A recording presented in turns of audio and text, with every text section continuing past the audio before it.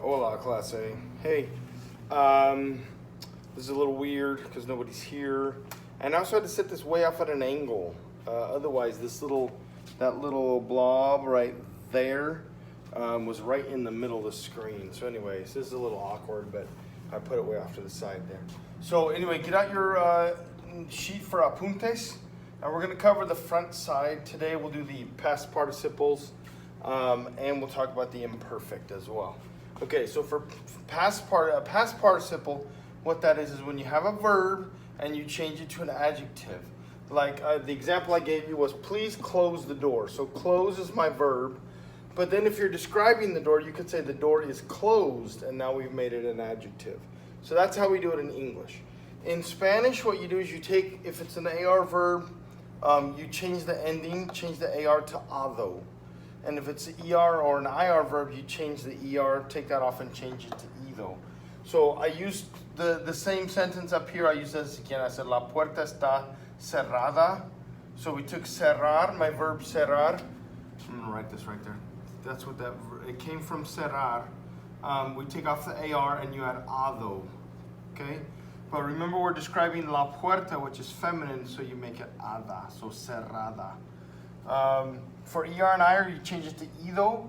So my verb here, this verb was perder. So I took off the ER and I added ido. But because it's we are lost, I put an S on the end and make it plural. So estamos perdidos, we are lost. Okay? All right, so that's kind of how you do it. Let's go over some examples. Get rid of those. All right, so again, the first thing we're going to do is take off the AR, or the ER, or the IR. So we're going to do that for all of them. Now notice this one is reflexive. So we're going to take off the whole thing. So it says that here. If the verb is reflexive, drop the reflexive pronoun se. So we're going to get rid of that, and we're also going to drop the AR. We're going to get rid of that, and we're going to get rid of that. Okay? So for here, because it's an AR verb, I'm going to add ado. My pen's not writing very well. So we have cansado, which means tired. And again, this could be cansada or cansados or cansadas. You might have to adjust the ending to be masculine or feminine, singular, plural. Perder would be perdido. And again, it could be perdida, perdidos, perdidas. Dormir is dormido. And again, dormida, dormidos, dormida, or dormidas. Notice the difference here. This is to tire, and this is tired. This is to lose, and this is lost. This is to sleep, and this is asleep. Okay? Enojarse is enojado.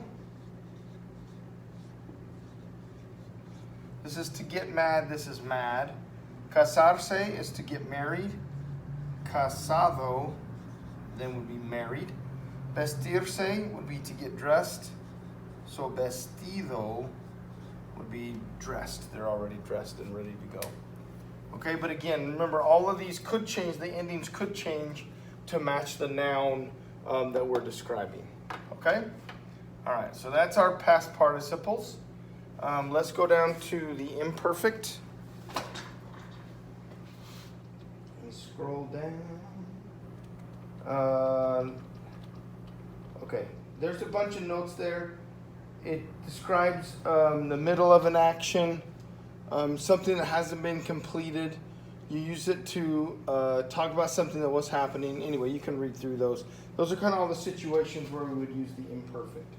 Now, this is a new tense for us. We have not seen this one before. So let's go over. The first thing we're going to do is the endings for each type of verb, each type of infinitive. And then we'll do a couple of irregulars. Then we have 3 irregulars down there. Okay? So let's see. My AR verb endings, this is aba. We have abas, aba, abamos,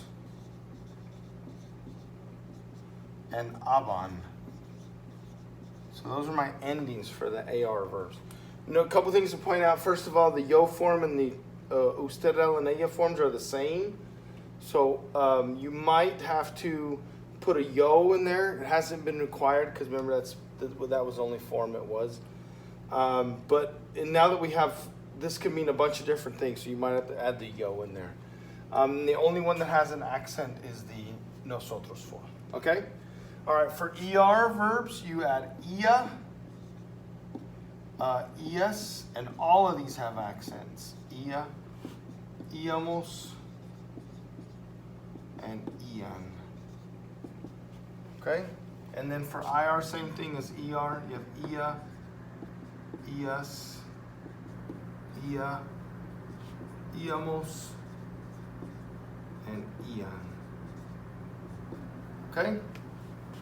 All right, so those are my the endings, and you still go through the same steps. So remove your AR, your ER, or your IR from the verb, from the infinitive, and you have the stem, and then you're going to add one of these endings depending on who it is.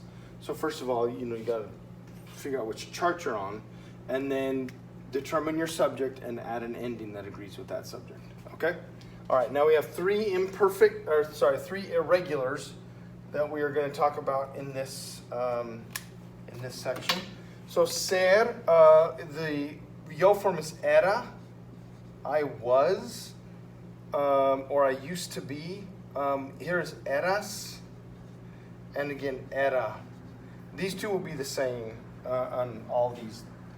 The usted, LNA, and the yo form are the same. This is éramos. This one does need an accent. So make sure your voice goes up on the éramos.